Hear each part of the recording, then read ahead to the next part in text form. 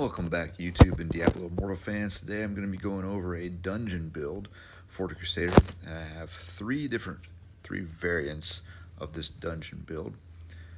We're going to start with the first of the variants here, a Holy Banner. Now, anybody that's going into dungeons, you realize if you plant a Holy Banner and you're not using Arrow Keeper, it's going to get hit, it's going to die, and it's going to go away. So, if you're using a Holy Banner, please use Arrow Keeper. Have everybody continually have the buff the whole time. Next, we're going to use Holy Banner, Condemn, Judgment, Shield Charge.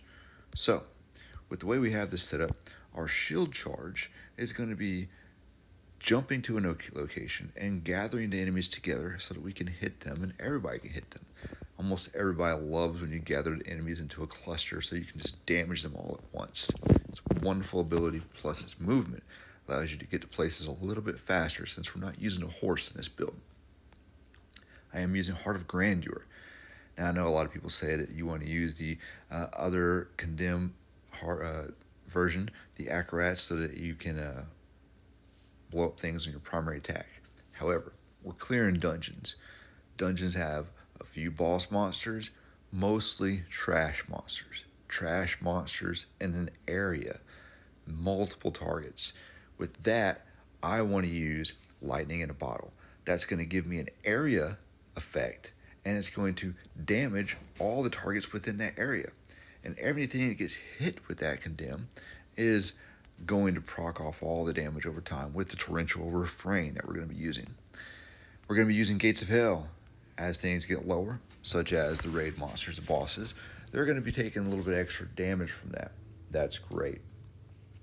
Whatever we're primarily hitting with Horn Splitter here is going to be taking more damage from the Sacred Fire Ignites blowing up and the Bristle. Again, we're going to be able to hit things and stuff that's behind it. It may have not gotten gathered up. It's going to take a little extra damage as well. We're going to use the Cradle of Pebbles. We want our Guardian of Justice to share our Holy Banner and do a little extra damage itself. You can use many different things here, but we're going to go off this primary build.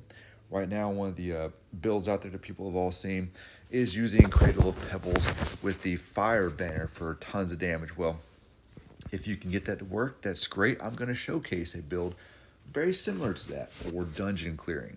We're going to be using the Amit's 4-piece set.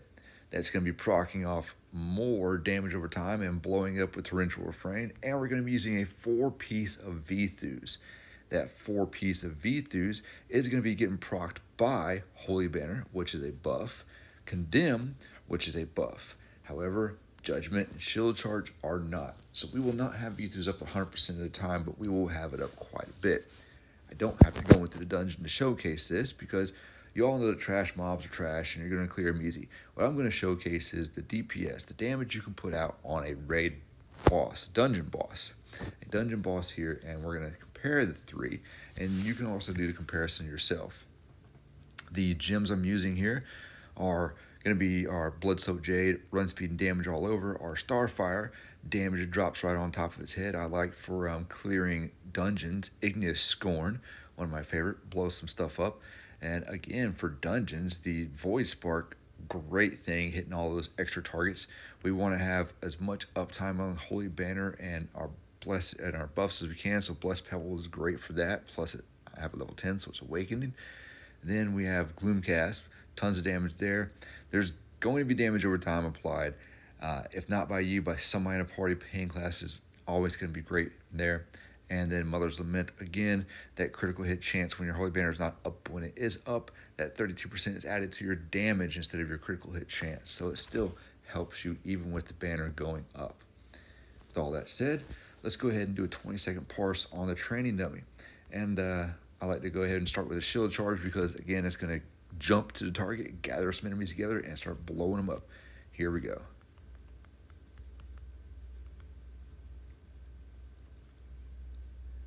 So as you can see with the breakdown, primary damage is going to be coming from your primary attack. And you don't have to use shield charge but one time really, but you can use it whenever it pops up. And as you can see, damage is coming out. We're going to go for 20 seconds. And right at 20-second mark, we're almost at 26 million damage. So this build brings about 26 million. Didn't play it perfect, but again, you're in dungeons. You're gonna be running through. It's not gonna be the super most challenging thing out there, but we're just doing a comparison right now. So this is the first build we're gonna compare. Next, we're gonna go straight up to the one I usually use. And this one is very close to what's currently out there for the meta. Now, we still have the Gates of Hell doing the same thing, Torrential Refrain doing the same thing. I'm using Horn Splitter, not using the Punish that is portrayed out in on other YouTube channels. And for his testing, the Punish absolutely does do better. I've tested it myself, and it does. But for dungeon clearing, we're still using Horn Splitter, still using the Bristle. We like that bristle. We like that range. We're still going to use the Cloister here. Extra damage, or not extra damage, but a shield charge to give us that movement. We're still going to use the Cradle. However, this time, this one, the Standard of Flames, is going to buff everybody and make everybody do fire attacks. Still use a Heart of Grandeur. Once again, I want to hit everything, including the boss, and I want as much things taking damage in the area around me because this is a dungeon environment. Now, let's go parse this over 20 seconds. We're going to do the same thing. Stand over here, jump in, and get started. Now, as you can see, the damage is going to be split on this one. The damage is going to be split between your primary attack and that banner because that banner damage is insane. It is great. And everybody in that area, to include your little guardian, is going to be doing that damage. So from this, we can see at 20 seconds, 21 seconds, about 30 million damage. Okay, quite nice. We're liking that 30 million damage there over 20 seconds. Lastly, I'm going to show you one other build, Consecration build. This build, some people love it, some people like using it, and I'm going to show you, showcase a little bit of variant to some of it. Heart of Grandeur, same thing. Said it twice, don't need to say it again. Cloister of Misery, this, same thing, don't need to say it again. Torrential Refrain, exactly the same. Gates of Hell, exactly the same. However, our left side has changed.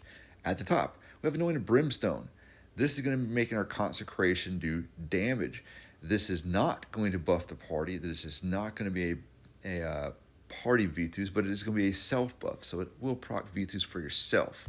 We're going to, instead of using the Guardian, we're going to use Falling Sword right here, the Luminous Rain. Huge area. It's going to hit all kind of targets. This is great for dungeon setting.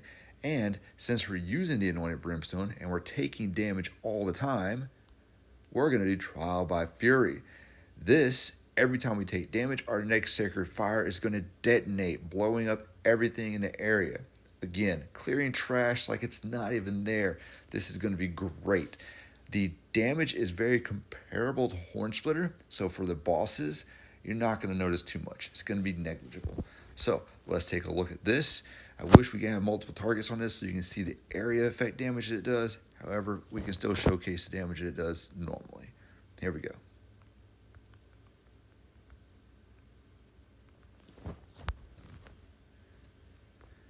Now with this one, we're being more selfish with the Consecration.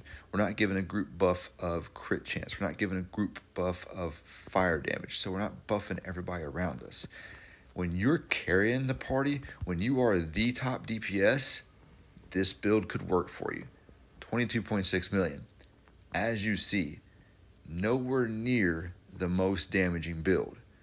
This build is more for a fun build, more for if you are the well carrying everybody through and that Consecration is going to be doing the most damage for you.